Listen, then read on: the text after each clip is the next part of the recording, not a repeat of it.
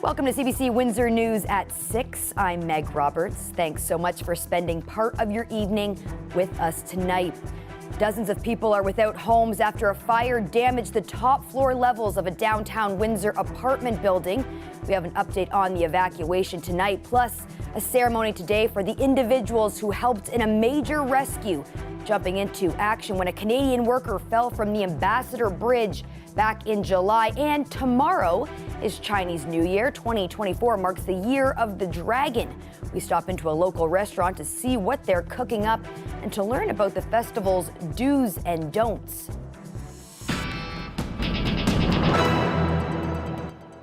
Our top story tonight, the daughters of a Windsor man who fell out of his third-story retirement home window nearly 2 years ago want more answers. They're calling for a coroner's inquest into his death. The CBC's Jennifer LaGrassa reports. My father was very active, yeah, and just really goofy. Joanne Vanderden and Susan Dixon share a laugh as they remember their dad, James Clark. But the fun memories they have sit in stark contrast to his final days. He called me the day before he died, and he said, "Did you call me?" And I said, "No, I hadn't called."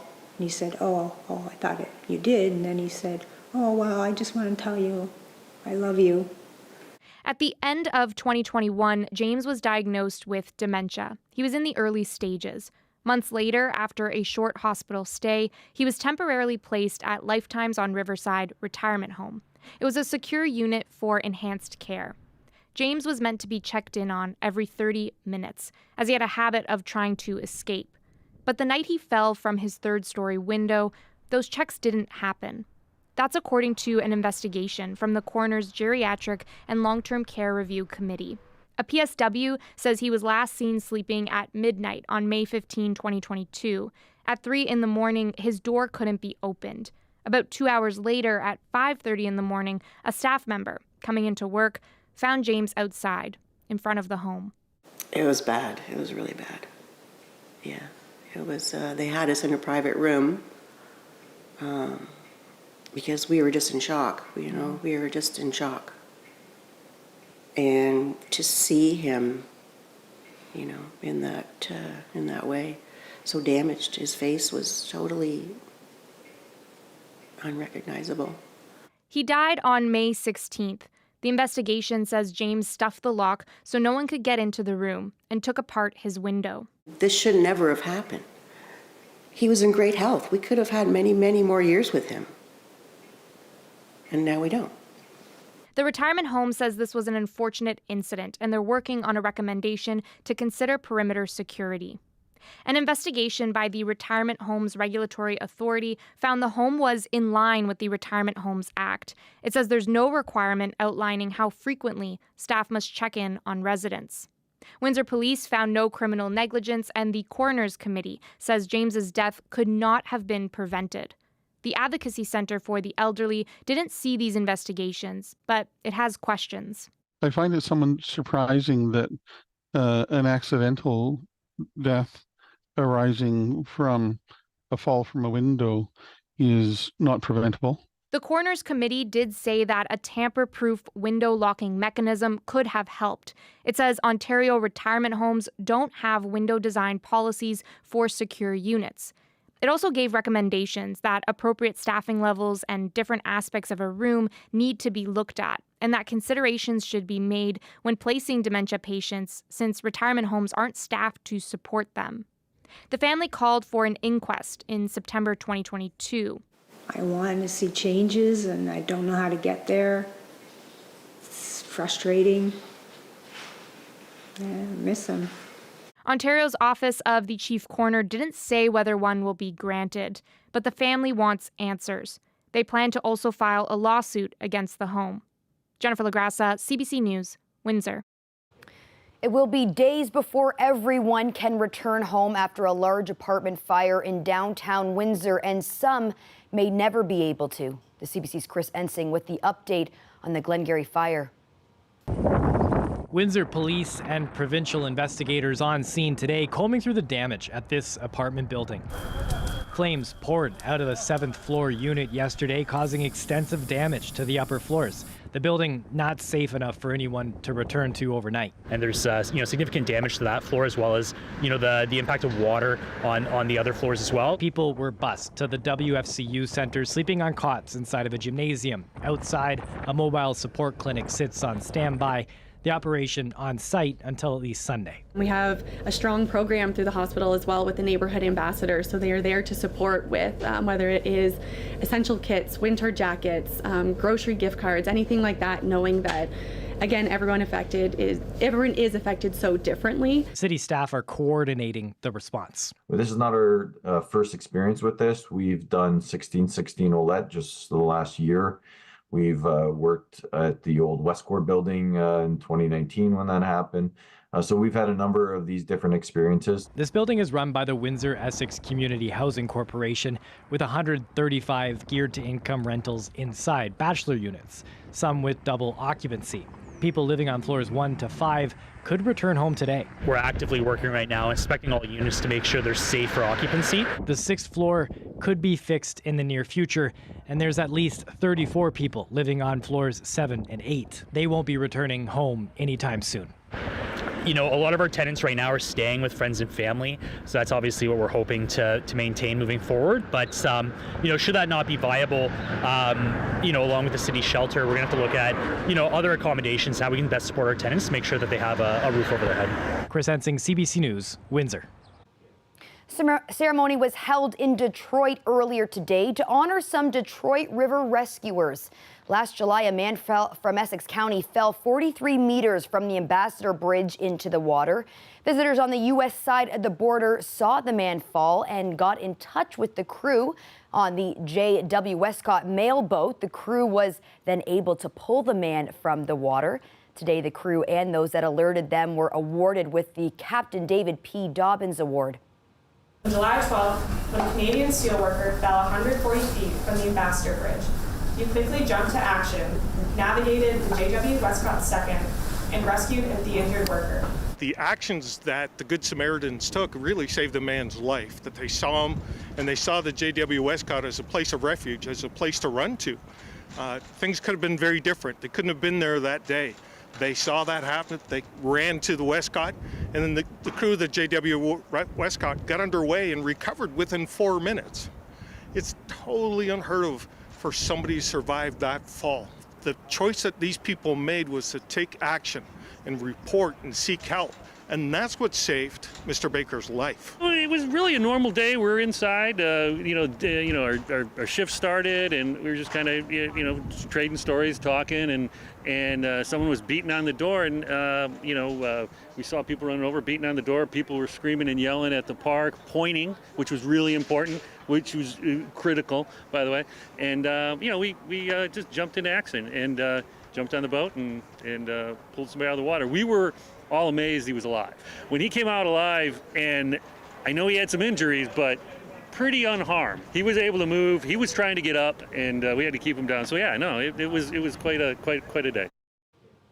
The Gordie Howe Bridge is the first international border crossing to join the Trans-Canada Trail, meaning trail users on both sides of the border will be able to cross over top the Detroit River.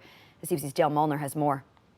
So I'm very happy to announce that the Gordie Howe International Bridge is officially joining the Trans-Canada Trail. When the Gordie Howe International Bridge opens late next year, it will connect the 28,000-kilometer Trans-Canada Trail with the Iron Bell Trail and Great Lakes Way in Detroit. This is a first for Canada and a first for the Trans-Canada Trail, and globally this is significant because we sit on the board of the World Trails Network, and Canada has one of the few national trails in the world.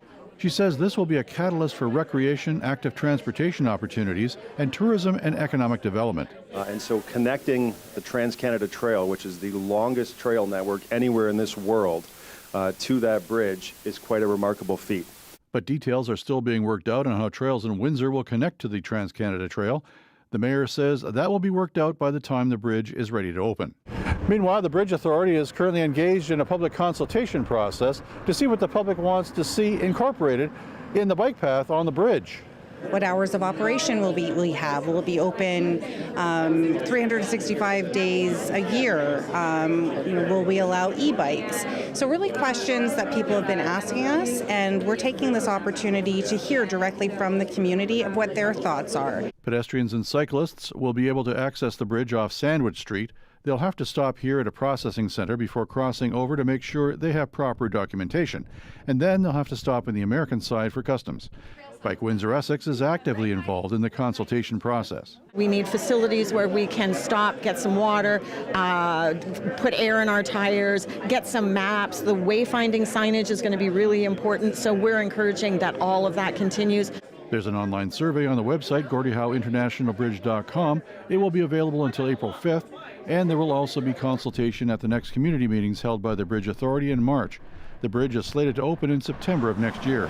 Dale Molnar, CBC News, Windsor. An accident on the EC Row Expressway this afternoon sent multiple people to hospital. Windsor police did not specify how many people were injured, but say they responded just before 1 p.m. to a report of a 3-car crash. An investigation is ongoing, and police say the expressway is expected to remain closed in both directions until late this evening. Urgent pediatric care at Windsor Regional Hospital's Met Campus is expanding. A pediatric specialty team will now be working in the emergency department 7 days a week. All too often, the emergency department is one of the few after-hours and weekend options available to our community's families and their children. An overcrowded waiting room is not really the place we want sick kids to have to sit and await their care if better options and alternatives can be sought. More than 400 children have been seen at the hospital through this program, which has expedited their care and while optimizing our emergency department resources at the same time. The expanded care made possible by a $2.6 million funding boost from the provincial government announced today, part of a $4.5 million investment into pediatric care in southwestern Ontario. Also benefiting from the investment is the Children's Treatment Centre in Chatham, Kent, Pathways Health Centre in Sarnia, and the John McGivney Children's Centre in Windsor. The change at Windsor Regional Hospital will begin March 1st.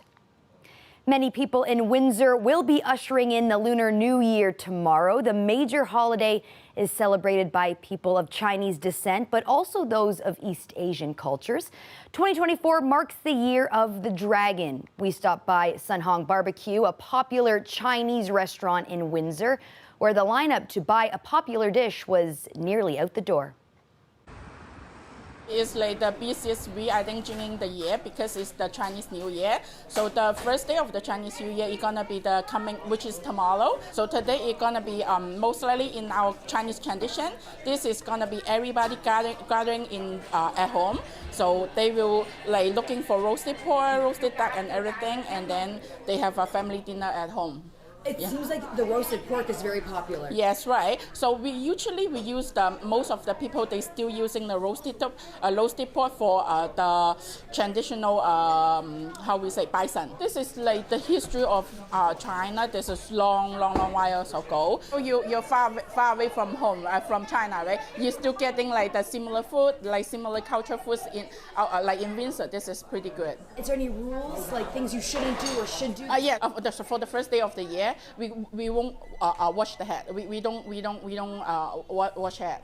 Yeah, and we don't clean the floor for the first day. And we're handing out the red pocket, you know, the money, the red pocket during the year. Okay, so dragon is like, because there's a 12 different symbol of China, like of the year, right? This year is the dragon year. It is a pretty good year. Yeah, pretty good for dragon. We've seen some beautiful sunny weather this past week, but that certainly wasn't the case last month. According to Environment Canada, Windsor Essex received only 41 hours of sunlight during the entire month, which makes for one of the lowest amounts of sunlight ever recorded in Windsor in January. It turns out it's the fifth lowest in the period that we looked at. So we were able to pull out the data from Windsor Airport since 1978 for this hourly cloud cover value. And so, as you mentioned, we came in with 41 hours for this past January. The long-term average from 1978 to 2024 was 74 hours. So almost half of what that long-term average was. And this was a weather pattern that was influencing not just Windsor and southwestern Ontario, but this was the weather pattern that we saw influencing the areas right across southern, eastern Ontario, and central Ontario. So a number of locations right across southern Ontario experienced these same rather cloudy, gloomy conditions for the month of January. I didn't realize it was that low, 41 hours, but yeah, for sure. When your mood's out and you say, oh, another cloudy day, wonderful. Yeah. When's the last time we saw the sun? It becomes a topic of conversation. When we have reduced sunlight, the vitamin D production goes down, which we know has an impact on our mood. We know it impacts a neurotransmitter in our brain, serotonin, which is responsible for that wellness and happiness feeling. So definitely it gets reflected in our mood. And just an update to the story we told you about the crash on the EC Row Expressway. The EC Row has reopened. Coming up, we have that weekend weather forecast, and we chat with Josiah Sinanen about a first ever event in Chatham-Kent this weekend. Stay tuned.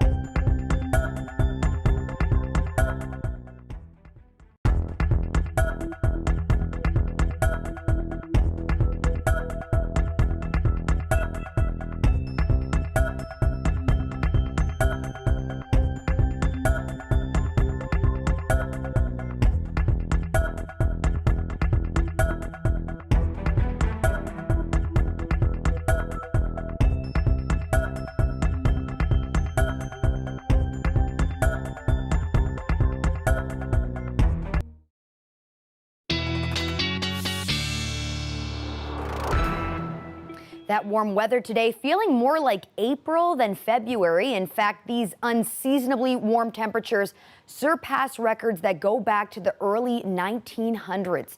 Yesterday, Windsor beat out a record from 1925 with temperatures reaching 14 degrees. And today, the previous record was set back in the year 1900 at a temperature of 16.1 degrees. And as of this afternoon, Environment Canada showed the temperature at 16.2. So needless to say, if you've spent any time outside today, you know it's warm. Victor Paulo is here now to give us that weekend weather forecast. Well, Windsor, what a day we had today. It was definitely a record-setting warm day, but for those who are worried if we're going to be continuing this type of warm temperatures for the foreseeable future, the answer is no. We're expecting fog patches to start our day tomorrow.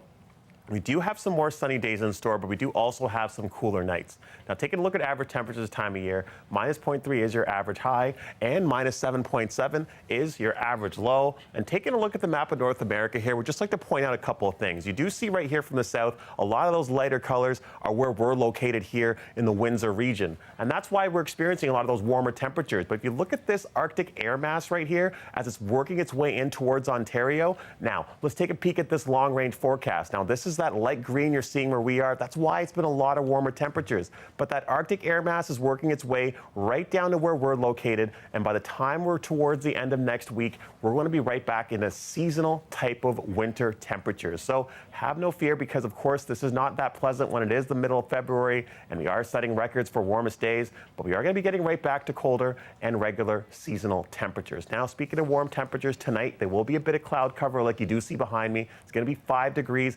Feeling like 3, almost spring-like temperatures. Now, how much rain are we going to be receiving between now and, let's say, Sunday morning? Well, the good news is not that much. We're going to be expecting around 1 millimeter at most to fall, mainly around Saturday. But taking a bit of a bird's eye view as to what's going on as you get closer towards that Super Bowl Sunday, well, it's going to be a mix of sun and cloud, but it's generally going to be pretty sunny. As you take a peek at our 3 and 7 day forecast here, one thing you can note is the temperatures do stay pretty warm when it comes to your Saturday, but when you get closer to Sunday and Monday and Tuesday, Wednesday, Thursday, and Friday, we can see the temperatures start to dip, as I'm going to see the overnight lows get closer to -4 on Monday and even all the way to -5 and a -6 on Friday. But before we get there, enjoy that sunny weekend, Windsor, and over to you.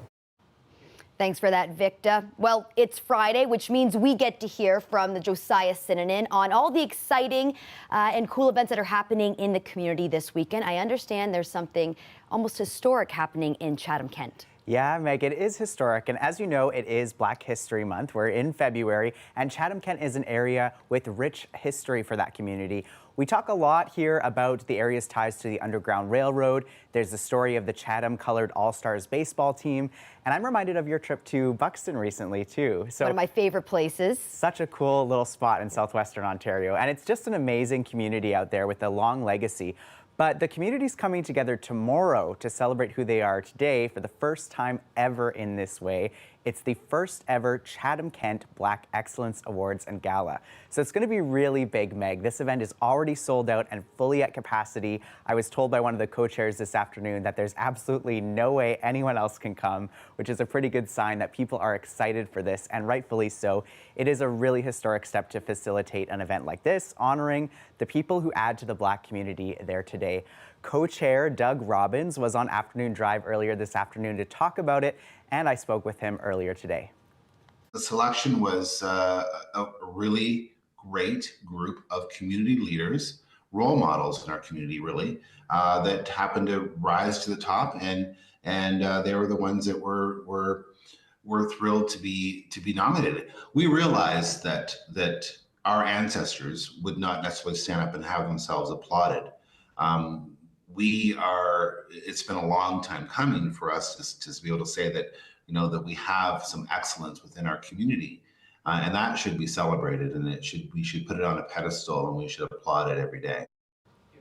Josiah, I myself know some amazing residents that have really helped shape the community and for years. So why did they decide to start this ceremony now?